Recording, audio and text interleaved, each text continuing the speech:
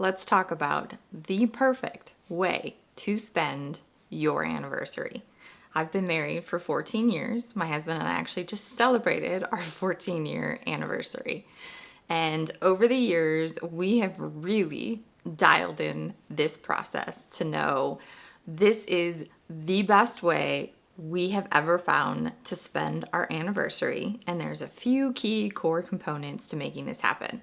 So, number one for us, we do not buy each other gifts. Now, that is not either his or mine love language, so that does nothing for us.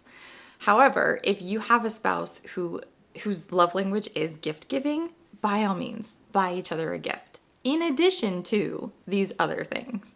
So, when you are celebrating your marriage, celebrating the day that you got married and the day that your life changed forever, the day that two became one, you are celebrating the love that you share, the trials that you have been through, and the connection that you have.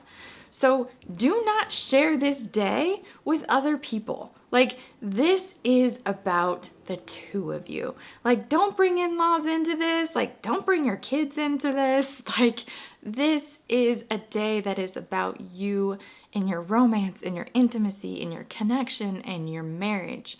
So do it with just the two of you. So the way we do that is we get away together. We either pick a weekend or we do an overnight, and it is just the two of us. And the reason we do this is it allows us to get away from the distractions of day-to-day life. It allows us to get away from work, from phone calls, from commitments, from the calendar, from social media, to really put some quality time into focusing on each other. We have had anniversaries where we didn't do this, where it was like you go to work, which is not romantic at all, and you just kind of treat the day like any other day. And then you like go to dinner that night, and maybe you get a babysitter for the kids, and maybe you have like 4 or 5 hours to spend together. The problem with that is that there's all these things that happened during the day. There's conversations and emails and things that happen at work that are on your mind. And it is hard to just shut all of that off and compartmentalize and come down from this like level of stress and cortisol that we probably operate on a regular basis.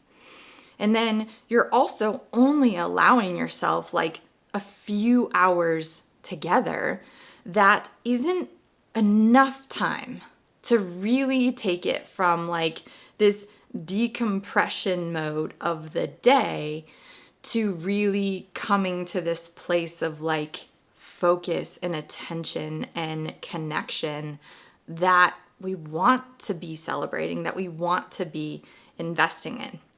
Now, when you get away together for an entire day, or even better, an entire weekend, you're giving yourself that time that you need to really let all of that stuff go, to let the stress go, to let the commitments go, to let the worries go. And it lets you kind of come to this place of one, rest and relaxation, lowering those cortisol levels. You're like feeling like that peace kind of like run over you, which is what is helping open you up, especially women, open you up to being able to experience that emotional connection. That's what really leads to that physical connection.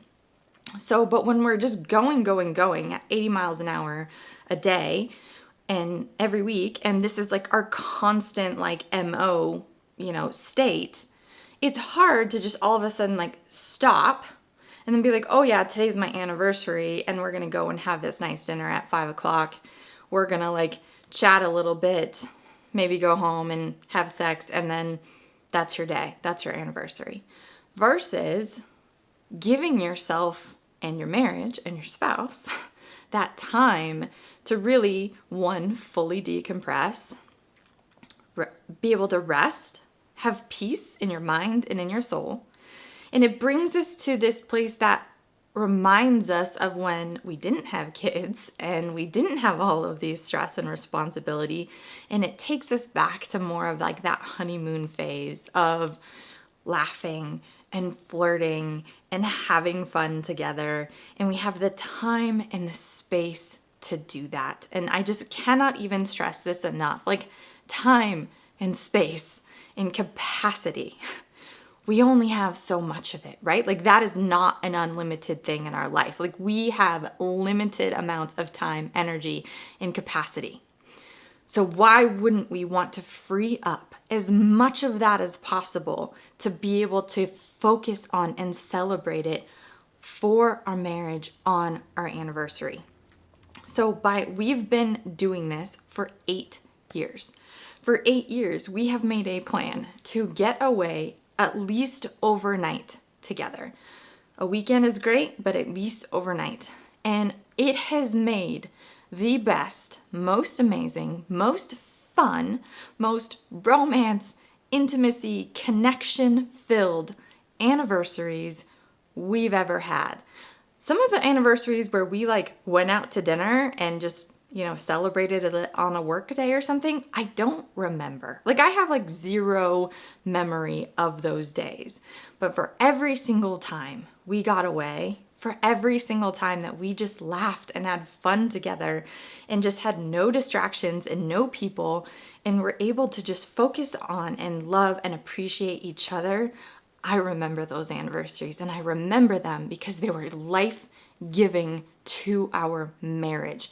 Because beyond just the day, that time that we invested into each other and together, it filled my cup, it filled his cup, it infused life and romance and intimacy and connection into our marriage that really fueled us up into the next season, which I also highly recommend doing this a couple times throughout the year, but for your anniversary, for sure, on a day where you get to celebrate the love that you have between each other. Not only celebrate it, but strengthen it, breathe life into it, to give it, to fuel that fire, that passion with intentionality and time, because you deserve that. And your husband deserves that, and your marriage deserves that. And if you start doing this for your anniversary, it will breathe life into your marriage, and it will be the best way that you spend your anniversary.